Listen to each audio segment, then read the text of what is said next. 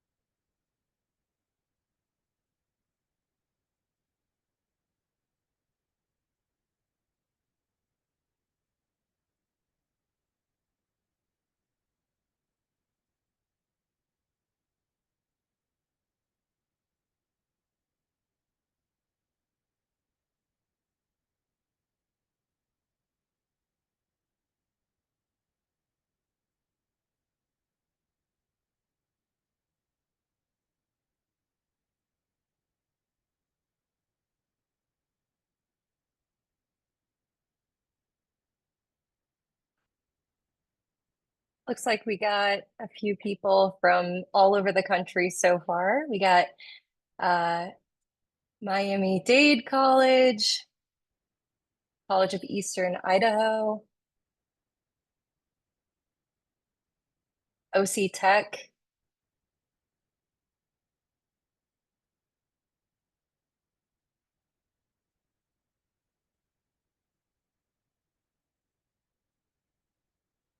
We'll continue to let people kind of enter into the webinar, but we'll go ahead and get started. So hello, everyone. Thank you for joining the first webinar of the Social Media Institute series. My name is Megan Murtis, and I will be your keynote speaker for this four-part webinar series hosted by Lumina Foundation.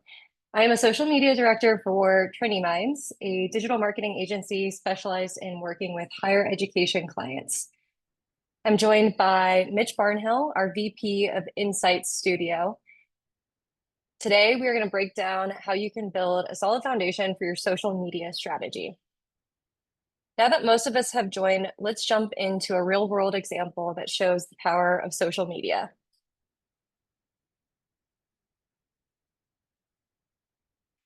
Director of Purdue's global brand, Abby Eddy, shares that you can have 1 million followers, but if only 1,000 are interacting with your content, your channels are useless.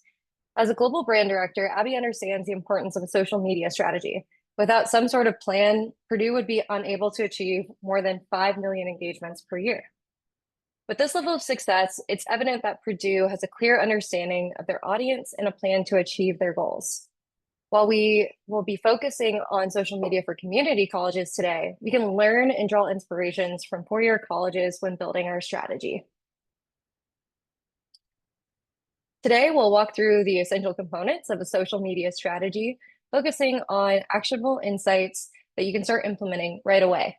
We'll give a quick reminder of why social media is important, discuss audience insights, give tips for setting SMART goals, and discuss which platforms are best for your school.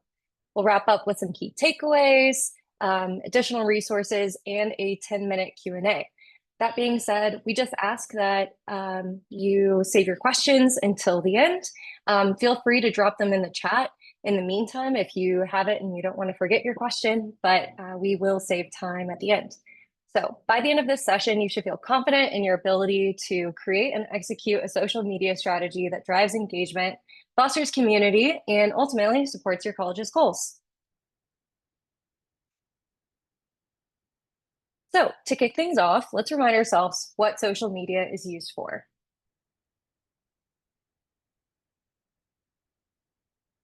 Student recruitment. Social media plays a critical role in student recruitment as it's one of the first places prospective students look. In fact, 78% of high school students use social media to research universities during their college search process.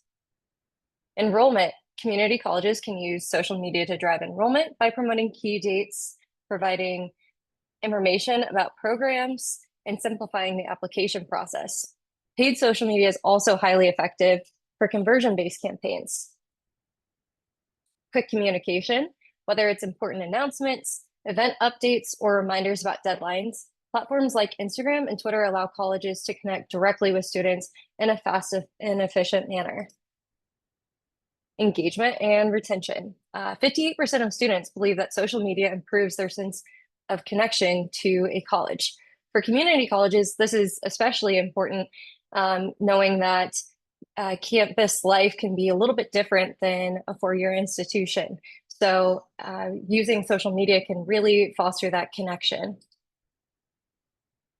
Alumni relations. After a student graduates, they're unlikely to unfollow their college.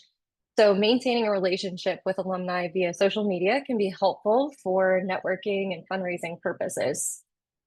And then last but not least, 77% of colleges leverage social media analytics to guide their decision-making and strategic planning. Social listening has made it much easier to understand the wants and needs of current students as well as the motivations of prospective students. So now that we know why it's important for community colleges, why do students follow a college on social media? To answer that question, I'm going to pass it over to Mitch Barnhill to walk through understanding your audience. Thanks, Megan.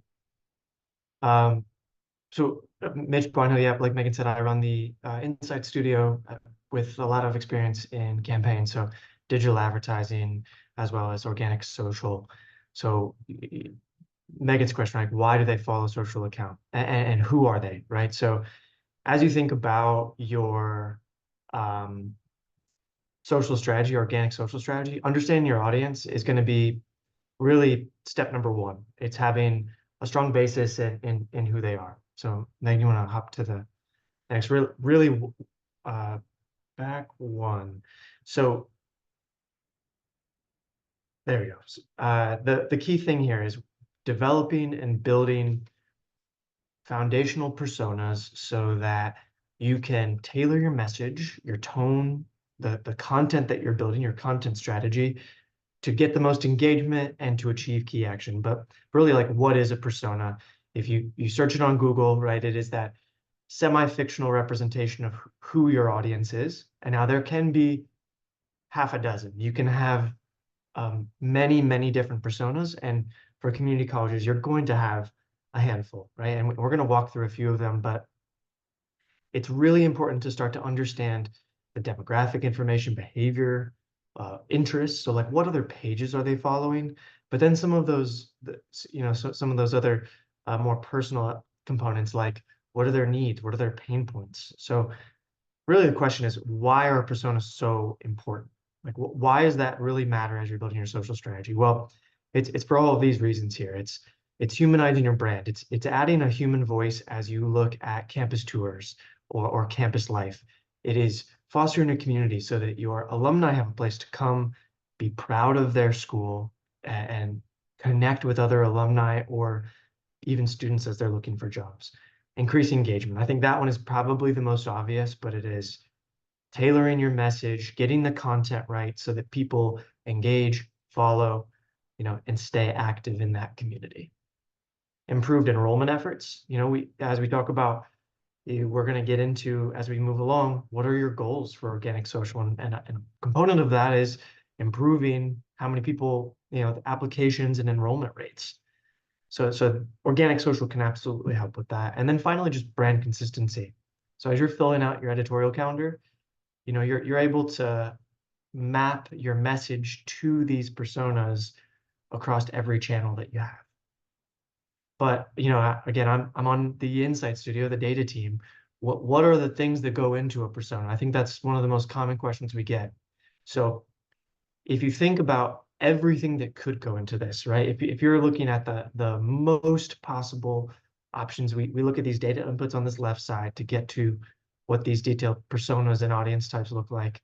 You've got marketing, like traditional marketing data, whether that is organic social, so engagement, sentiment, follower growth rates, all of that, paid social. So are you boosting posts? Where are you sending traffic? So that's Google Analytics or even email marketing. That marketing data is going to give you some real sense of engagement by different types of content and the people that are interested in it. Then you've got CRM, so a customer relationship manager. Traditionally in higher ed, you can be using something like a Salesforce, Marketo, HubSpot, but we see Slate is a very popular one. It's a higher ed CRM. It's a custom CRM solution for higher ed, but that is prospects, applicant data. It's who has enrolled. It's the leads, right? It's the actual information of your customers, the CRM. And then the last one there is just student information system, SIS. That is, graduation rates, melt rate. Are they making it to their sophomore year? Are they going to class? What does alumni engagement look like? Even revenue. So all of these data components can inform the audiences that you're trying to build, right? You're trying to get to demographics. You're trying to tell a story about who these people are so that you can serve them relevant content. So that's really where all the content, all the data that goes into that. So what we ended up doing was we built 6 different persona types, and we bucketed them into prospective student, current student, and then non-student examples. And I'll walk through each of these. So there's 2 per. I just want to make the caveat as we're going through. This is not all of the potential personas. This is for your own school. This may not even be half, or maybe you want to focus on 4 of these. It's going to be very, very dependent on your own strategy, but these kind of give you a foundation of, what other schools are building for their persona types. So prospective student, I'll kind of start running through these examples. You've got traditional high school student, maybe 6. So you start to look at demographic information, age, family status, they're single, maybe they're working part-time, but what are they motivated by, right? It's getting into school, that having that college experience and having access to educational programs so that they know that they can get access to that. So if you think about those motivations, how does that translate to wants and needs? Well, they want to see campus tours. They want to see what activities are happening so that they can be involved and they feel like they're getting a full college experience when they apply to your school. Pain points, stressors are going to be similar for these, right? Can I afford? What happens if I'm struggling? So if you look at the traditional first time, maybe they took a year off, maybe they're working part-time or full-time, and they're going to ask, what are work study opportunities? Like, how can you be flexible so that I can continue to maintain my grades? Sharing these types of programs on your channels will set that expectation, allow them to understand what activities in campus life looks like, and then, push them towards, it's nurturing that lead towards the final decision of going to your college, your community college. Social media usage, they're both sitting pretty high, 4 to 5 hours. That's a ton. But you can start to see where they're living, right? Instagram, TikTok, those are very common. X and Snapchat will also be on there, but you're going to see it skew heavier on the 2 video heavy platforms. So thinking about, some quick stats. Again, these are just bases. Like Megan said already, 78% of prospective students are using social in their college planning.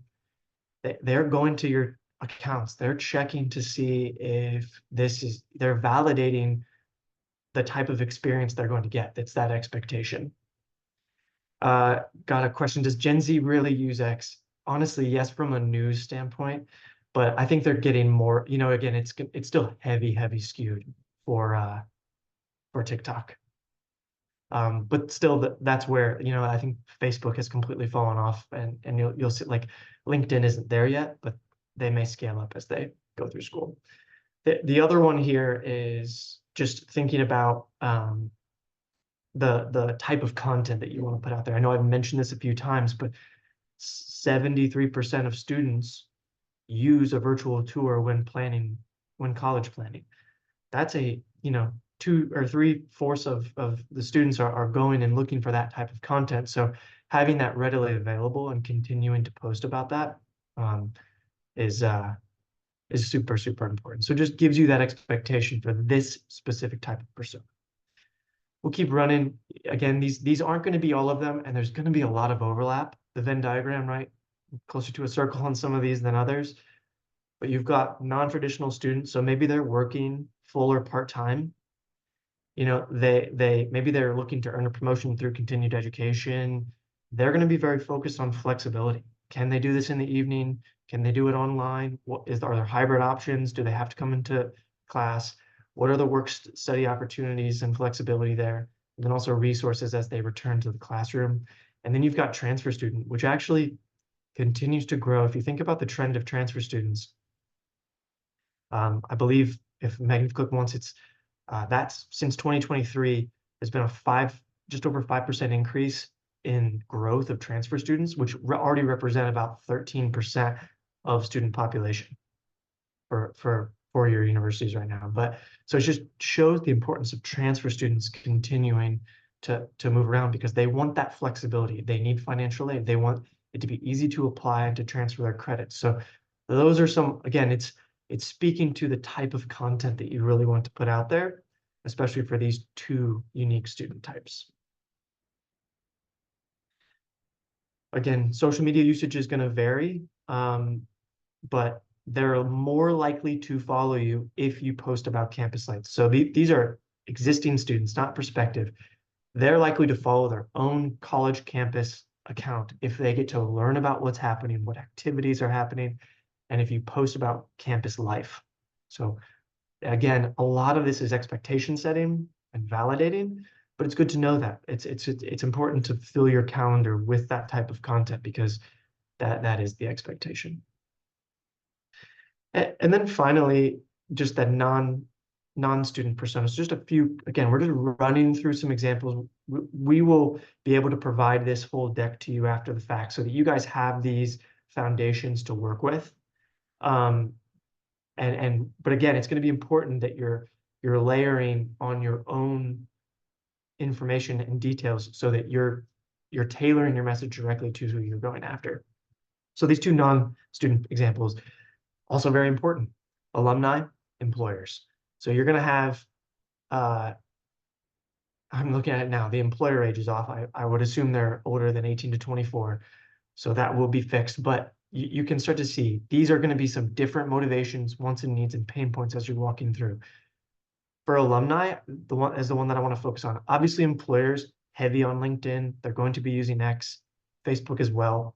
A little bit of an older demographic skews in that way. But alumni, I think, is really important because if you think about motivation, they want to feel a sense of pride in their college's accomplishments. They want to stay connected to their college or program that they've graduated from, and they really want networking opportunities. I personally, most of my networking opportunities outside of through the agency have come from the alumni network at the university that I attended.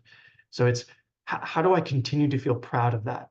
How do I continue to connect with people or recent graduates that I can help fill an employer demand a pipeline at their own organization? So alumni, super, super important.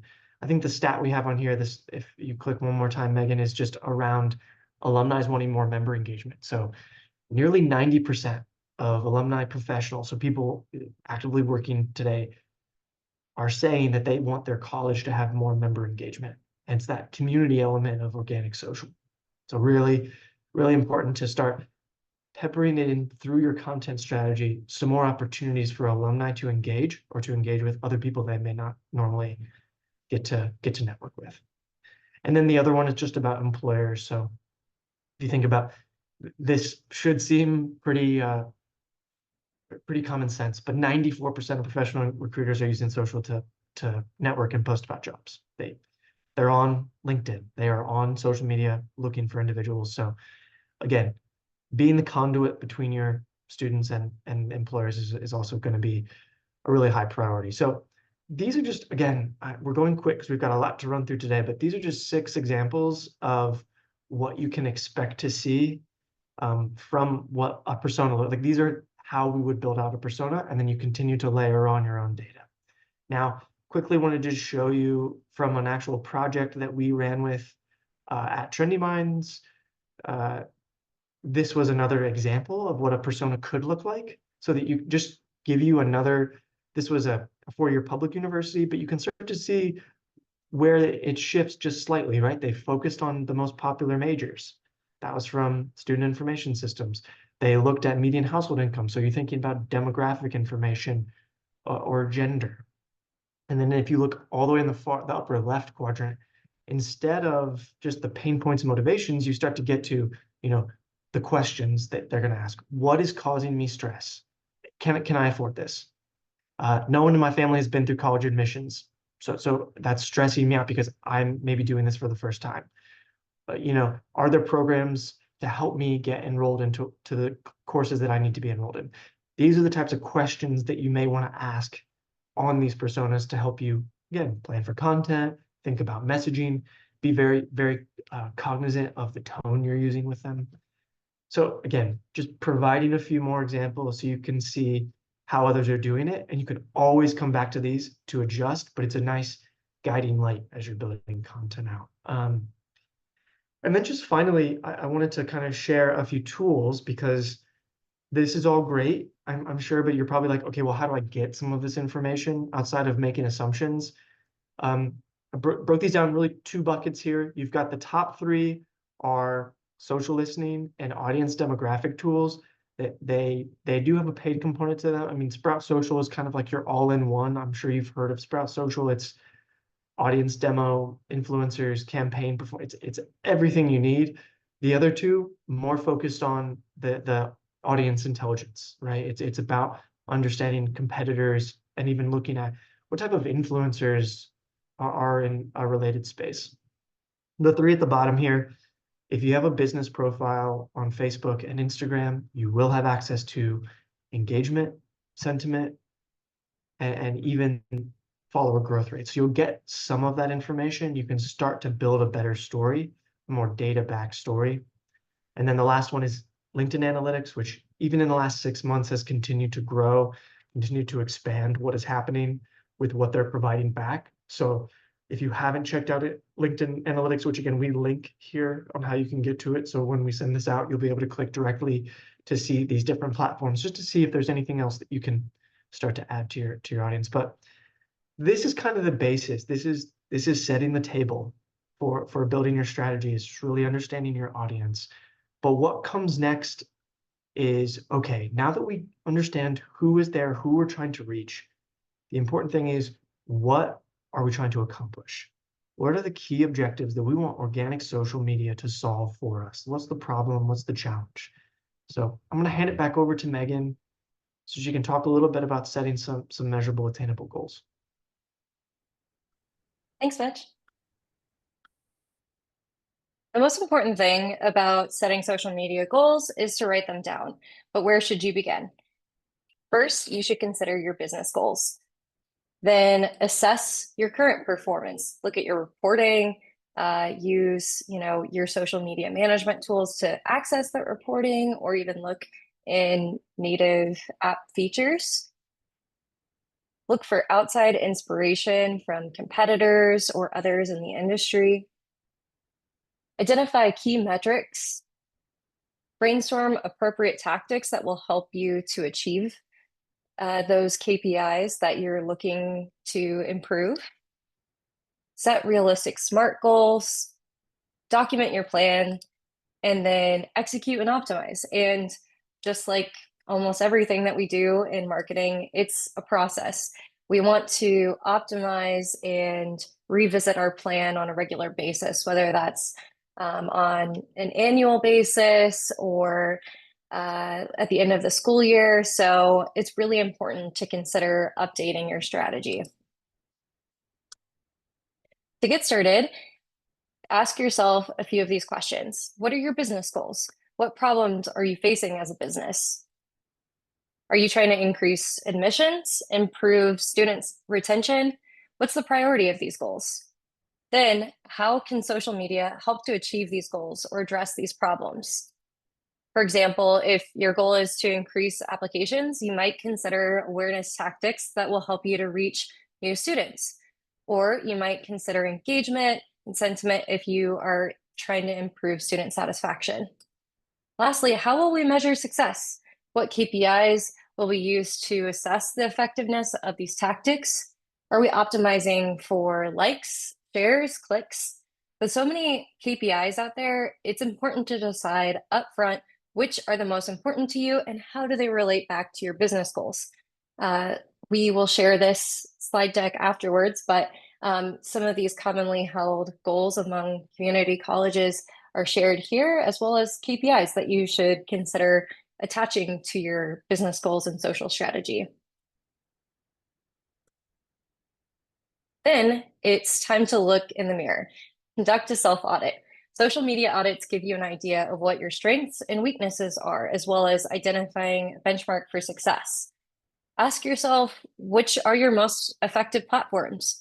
What is your target audience wanting to see on each network?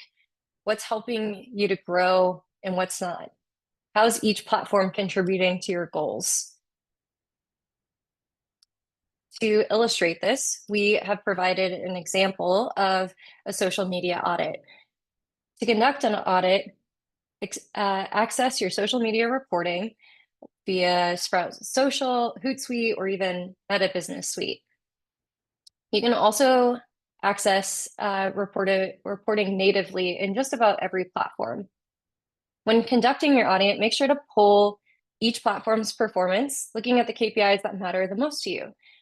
Which platforms are giving you the most engagement, the most reach?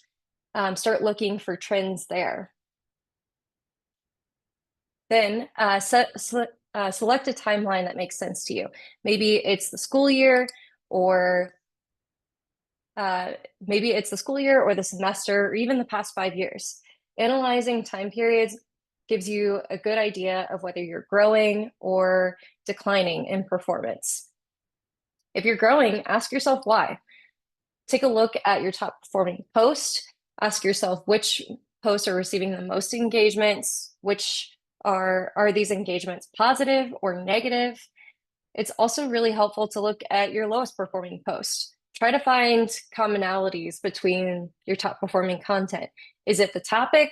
Is it because you're sharing videos? Is it because you're introducing a new style with your designs? These kind of things can help you to figure out how you can optimize your content. Not only should you look in the mirror when building a social media strategy, but you should also seek outside inspiration. Are competitors doing better or worse than you in terms of engagement, followers? Are there any opportunities that you're missing out on, such as channels, content types, or topics? What content is performing well for them and what's not? To illustrate this, we've shared an external audit example. While this is going to be for insurance, it still can help you to get a good idea of how you can conduct an audit. So start by identifying 3 to 5 competitors or industry leaders. Look at what they're doing on social media. Which platforms are they active on? What type of content are they posting? How often are they posting? So compare your performance metrics against your competitors. For example, how do your follower counts, engagement rates, and post frequencies stack up? This comparison helps you understand where you stand in the industry and identify areas where you can improve. Look for trends in the content your competitors are posting. For example, are there specific topics, formats, or styles that are performing really well for them? If so, how can you incorporate that into your social media strategy? Or vice versa, is there anything that they're doing that you want to avoid? Finally, look for opportunities that you might be missing out on. For example, are there any platforms or content types that your competitors are using successfully that you haven't explored yet? Are there any gaps in your current strategy, and how can you fill those by adopting new approaches?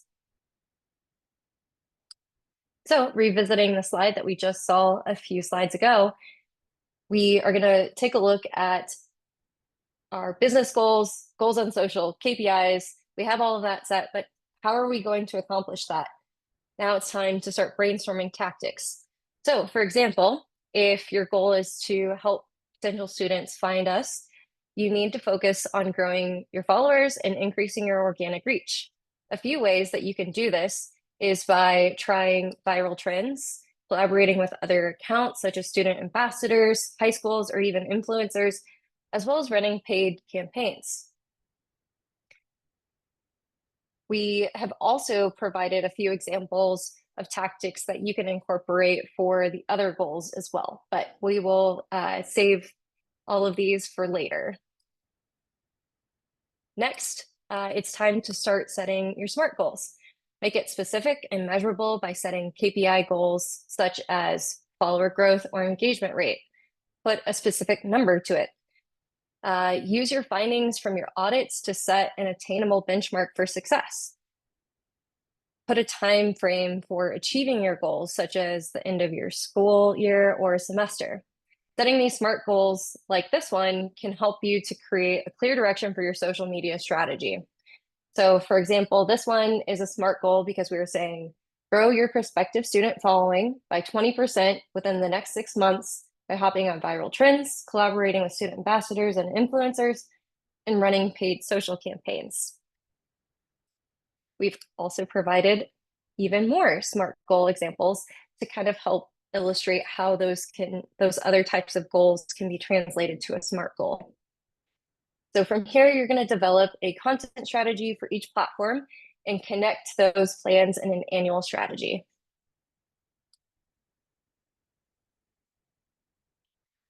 So now that we've set our SMART goals and considered our audience, it's time to select the right platforms. But not all social media platforms are created equal, and selecting the right ones for your strategy is crucial to your success. In the chat, tell us which platforms you find the most helpful for your school.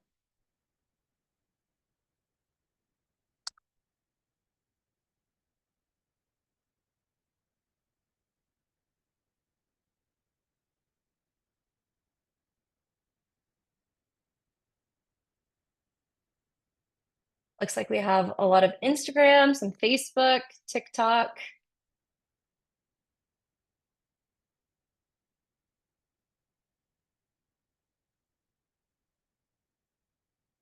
That's great to see. So knowing that community colleges audience are going to differ pretty greatly depending on what your school specializes in, where it's located, we are going to see that the right platform is really going to depend on your school. But that's not to say that we can't figure out some generalized trends when it comes to selecting the right platform. So to kind of illustrate this, we have pulled some data from RNL, a research institution that conducted a survey among four-year college students to kind of illustrate, what platforms are four-year traditional college students using. To probably no surprise, Instagram, YouTube, and TikTok are among the top performers. We're seeing, that Instagram is still very strong among Gen Z, but so is TikTok. We know that there's a lot of challenges with that we'll kind of cover in a few slides, but it's important to note that age is a huge determinant in media habits. So, while TikTok may be dominant for Gen Z, Gen X and baby boomers prefer Facebook. Millennials range kind of all over the spectrum, with most preferring Instagram and, some loving TikTok and others preferring Facebook still. So to get a better idea of which platforms you should use, let's take a look at the pros and cons of each platform. So Instagram, I'm glad that I saw a lot of, Instagram responses in the chat. I agree. I think Instagram is a must for any college. Not only is it the most used platform by students, but 67% of students follow their colleges there. Instagram is used for visual storytelling, and unlike any other platform, your profile is kind of set up like a portfolio to showcase your brand by displaying your most recent content in a grid. Think of Instagram almost like a mini website. Your profile allows prospective students to quickly see the culture of your school, as well as other key information. So just like a website, your profile should make a good first impression with students by showing off imagery and video that speaks to the key selling points of your school.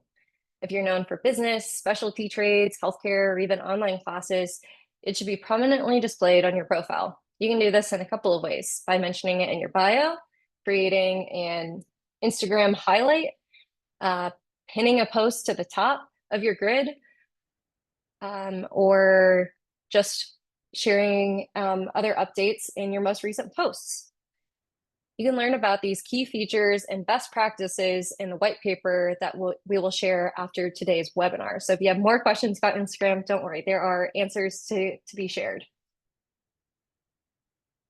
Then YouTube. While YouTube is not the most social of all platforms because it doesn't require regularly posting or status updates, it's extremely important for educational and long-form content.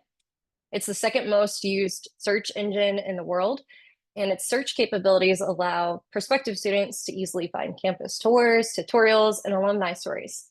Key features that make it successful are the ability to upload videos longer than 10 minutes, live streaming, which is helpful for virtual open houses or graduation ceremonies, and most recently, YouTube Shorts. Shorts are a great alternative short form video solution to TikTok, which many schools cannot use due to security concerns. So speaking of TikTok, it's our third most used platform by students.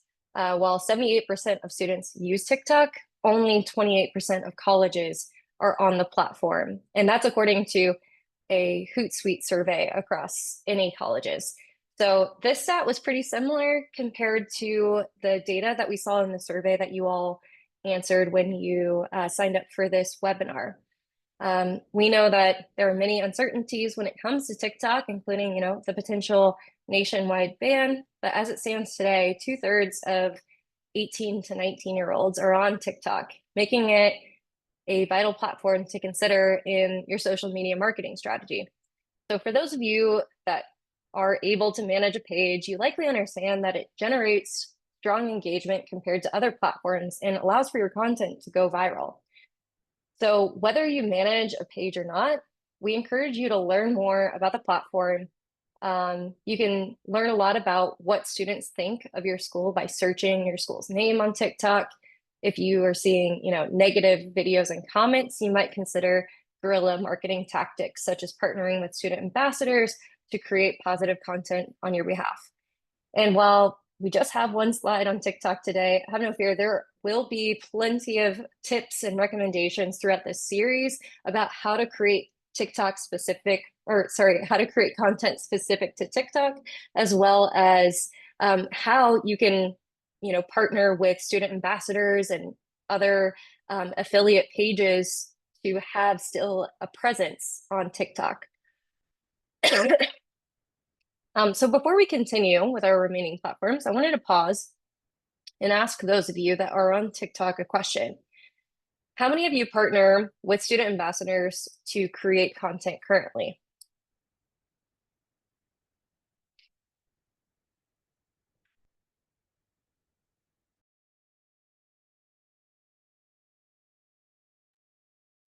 And we'll let this survey stand open for just a little bit. We feel free to continue answering that as we go through the presentation, but we would love to know this just for our own purposes as we're planning content for the webinars 2, 3, and 4. Okay, up next, LinkedIn. So while platforms like Instagram and TikTok are student-centric, LinkedIn is a professional network primarily used by alumni and employers. So 57% of alumni claim that they use the platform to connect with other alumni, like Mitch was saying earlier. It's a really great platform for networking and finding those connections for future career opportunities. Colleges can use it to share professional development opportunities, job postings, and career-related events. It's a must-have platform for connecting with alumni and fostering those employer relationships that can benefit current students through internships and job placements.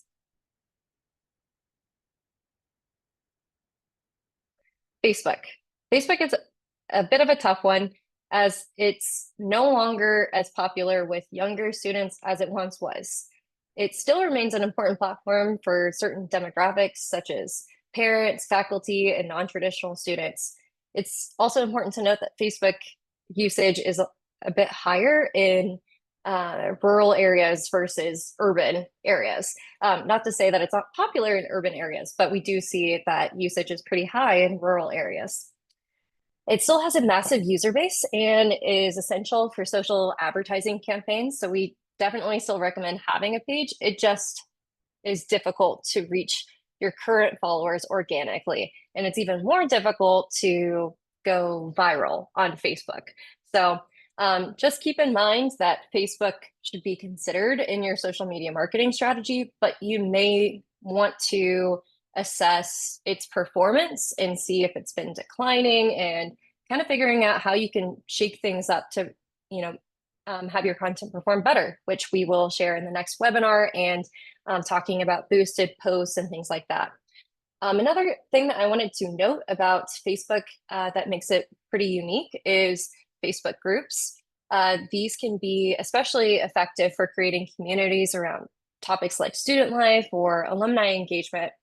So definitely, learn more about this feature if you're not aware of it in our white paper that we'll provide afterwards.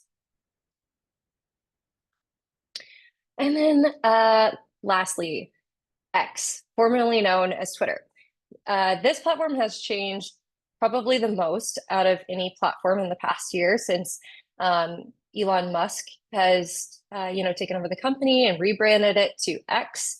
He also, has introduced a lot of other updates, including a subscription option for verified users, which is the blue check mark, limited the number of posts users can view in a day, and something that you should definitely consider is his reduction in moderation staff, has raised some concerns about misinformation and just brand safety when running ads and things like that, not being able to control some of the content that can be put out there that was, moderated differently in the past. So overall, the platform, has sparked some concern for, brand safety, decreased user activity, but it's still an important platform that we're finding for sharing real-time news and other messages. It gets it out faster than any other platform still. Many of us, I'm sure, still use X to this day for things like our news, sports updates, things like that. So definitely helpful for, sharing weather updates and reminders for registering for class and things like that. So we, had asked about a few other platforms, right, in the survey. There are Facebook, Twitter, LinkedIn, all of those platforms. They aren't the only ones that students use, but we know that you guys might have questions about some of the other platforms. Is it right for me to be on Snapchat or Threads? So we wanted to kind of quickly cover the pros and cons of these ones as well. So Snapchat, it's still used, it's still popular. However, is it really used by colleges as much anymore? I would say, about 7 years ago, it was pretty popular. It kind of had its height of popularity among colleges actually having a page. But however, it's kind of declined in popularity since then. It's still great for paid advertising, but not necessarily organically sharing content. Threads launched last year in response to shifting consumer demands for real-time content. So this is, owned by Meta. A really big pro about Threads is that you can easily tie your Instagram with your Threads account. So it does allow for, that ease of setup. Something else about X is that something else about Threads is that if you're not seeing success on X, you may want to try out Threads and see if you're getting better responses there. It's, really great for sharing quick, funny messages, real-time news, and other tech-centric content does really well there. And you could still share images and things like that too, but it's a great alternative to X if you've seen, your students changing their preferences in media. Pinterest is another interesting platform. It really peaked in popularity in the 2010s and then kind of tapered off. And I feel like now it's rising back in its popularity again. So it's great for visual content, but colleges might not prioritize Pinterest for this reason. It can be kind of difficult to show off very visually, aesthetically pleasing content on Pinterest, unless if you have, a specific program that you're wanting to highlight, such as art, photography, and other visual work. BeReal, another, pretty new platform, exploded in popularity among Gen Z, thanks to its stark, difference in authentic content, where you have to, you get a notification on your phone, it tells you it's time to be real, and you take out your phone, take a picture with both the front-facing and back-facing camera. So it's great for authentic content, but it's not the best when it comes to approvals and things like that. So it can be a challenge if you have a lot of review that you typically, do in for your social media content. The main thing that I would consider BeReal for is if you're wanting to kind of take a new content approach on, say, Instagram or Facebook, you can have, students send in their BeReals if, say, they were in the study hall or somewhere appropriate during that time and taking a picture. So it's probably best for that. I wouldn't quite recommend creating a brand new community college account for BeReal, unless if you maybe have like a mascot or something that would be able to, you'd be able to pretty much guarantee could take appropriate content all the time. So consider all of these, platforms and really look at your audience again and your social media goals and kind of figure out, are any of these right for us? It's totally okay though if they're not. So we're getting close to the end. We're, gonna, now that we've covered platform-specific strategies, audience, and our business goals, it's time to bring everything together. So kind of looking at how to create a social media strategy from beginning to end, right? We covered understanding your audience, making sure that you're kind of building out those personas, looking at your reporting, seeing like, what are the demographics of the people that are currently following me? That gives you a pretty good idea of where they might land in terms of traditional student, non-traditional student. Then, conducting an audit to see how are we doing so far right now, or how have we been doing if we already have a social media strategy. Then setting SMART goals, choosing the right platforms to engage them. So once you've laid this foundation, you can focus on crafting a winning content strategy that resonates with your audience and drives measurable results. So this is actually going to be our next webinar, is really diving into your content strategy and how to connect everything that we've talked about today to a winning content strategy. So it's important to remember that social media is dynamic and stay flexible so that you can adapt to changing trends and audience behaviors. So looking forward,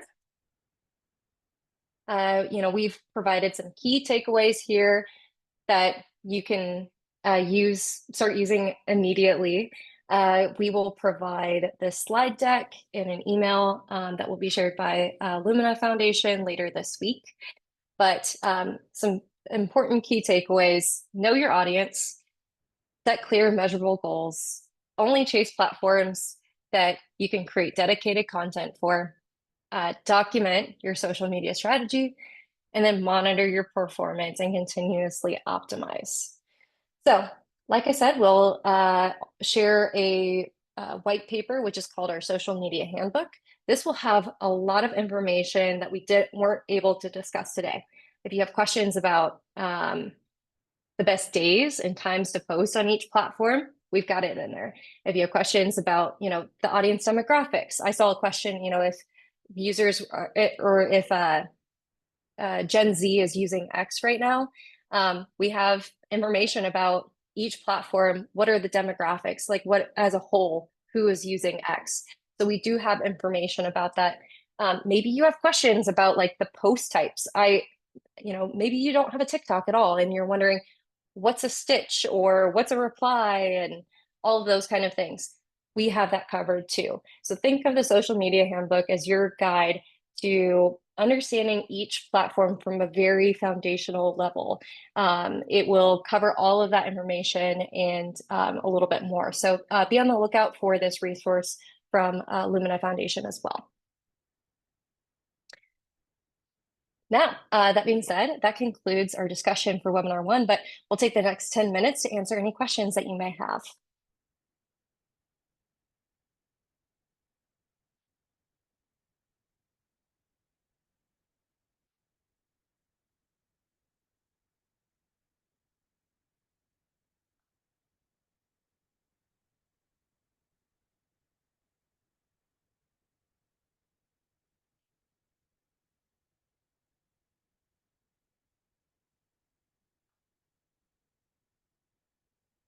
Okay, I think a good one that we could probably get started with.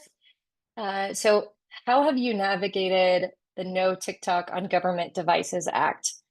This one it's a tough one. We, are seeing that it's really dependent on your individual school.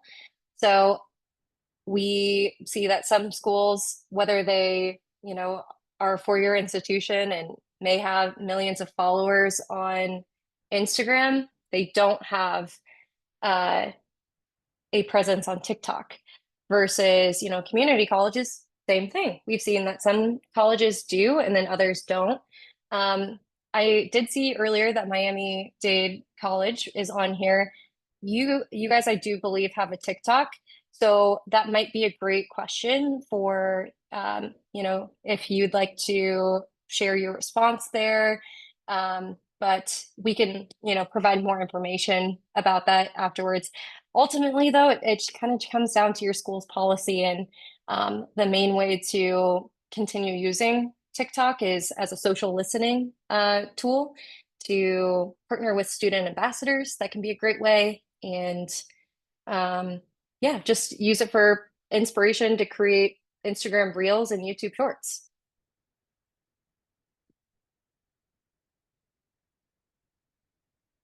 For the questions about the presentation that we did today, yes, this will be shared as well. So we'll share this slide deck, and then there's the social media handbook that we'll share afterwards too. That will be in an email from Lumina Foundation that will be shared later this week.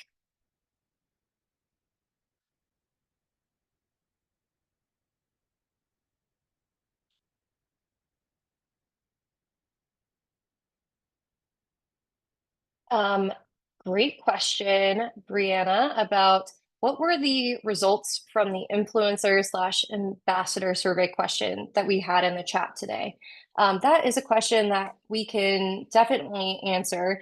I don't know if we're able to post those results right now, Amber, or if we could share them later. Okay, perfect. Thank you, Amber.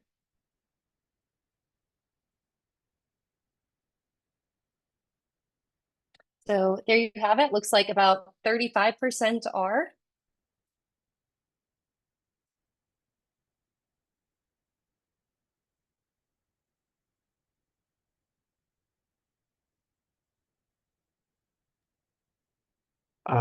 Real quick, I'm happy to jump in. There's one at the very end here. Just any tips for small marketing teams on gathering content? If you look up at the Purdue example that Megan shared at the beginning of this, they use very specific hashtags to collect all of the user-generated content that they can. I think that's one of the things they do very well. And again, it's just something to think about and being strategic, right? Picture Purdue. was the one that they have right there. So they're using strategic hashtags to collect content when they don't have the full team availability, right? So that's just one way. Megan, I don't know if you have any other. Yeah. Which areas slash offices of the colleges should I engage in development of a strategic plan? I would talk to, well, I guess first off, are you on a communications team or just a one person social media team? And that's back to Tom. Okay, public information officer. Okay, so some good ways to activate other areas and offices of the college um, can be through your internal communications software such as Slack or Teams. So what we do for Trinity Minds is that we have a Slack channel where we will discuss social media ideas back and forth. We may drop in, creative examples. Hey, I saw this post today. I really love this trend. See how this other agency hopped on it. I think we could do something really cool and put our own take on it. So that's a good way. I think also asking other departments and uh, programs that have their own social media accounts, kind of sharing back and forth. Your content calendars can be another great way. See if they have a strategic plan as well. um, that also gives you opportunity to find content that you can share on your page. If you're talking to these clubs or programs, teams, things like that.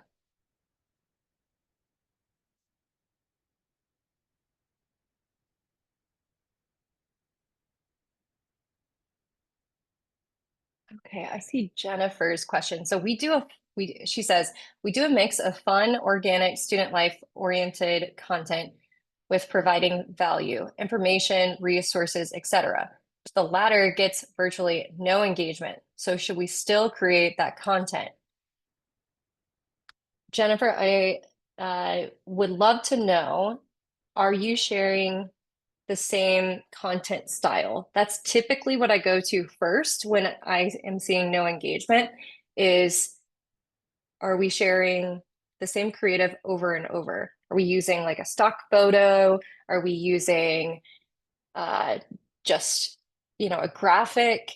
If so, you may want to consider looking at video.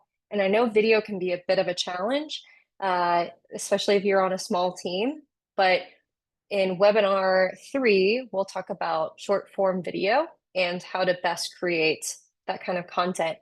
You can get started by checking out resources like Canva or CapCut that have templates, stock video. I would also check out Adobe. They have a lot of stock video too, but I wouldn't recommend stock video forever. It's just a good way to kind of start checking to see if, all right, we've been doing images, now let's test video. So that's one way. The other way, check out and see what channels that you're sharing it to. Can you switch anything up there? Maybe also check your post times. Maybe you've been sharing at 11 a.m. on Monday mornings every time that you share this kind of content. Try, checking out other times to share. We're seeing overall that like throughout the work week, right? Wednesdays are really popular, whereas like Saturdays, Sundays, those we on almost all of our clients' accounts, we don't see much engagement there. It really tanks if you're sharing on like a Friday or Saturday night. So absolutely would not recommend sharing at those times. But those are some good ideas for figuring out what may be going wrong.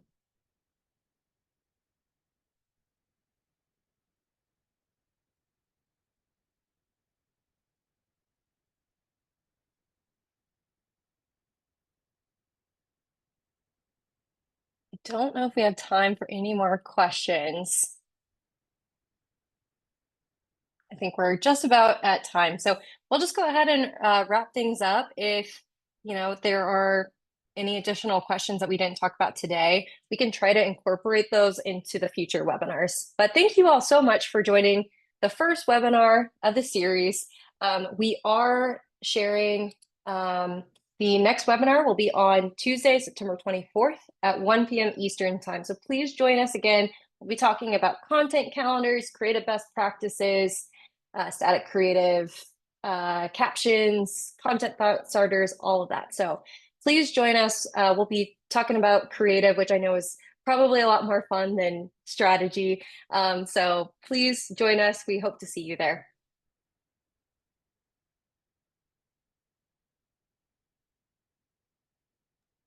Thanks, y'all. Have a great day.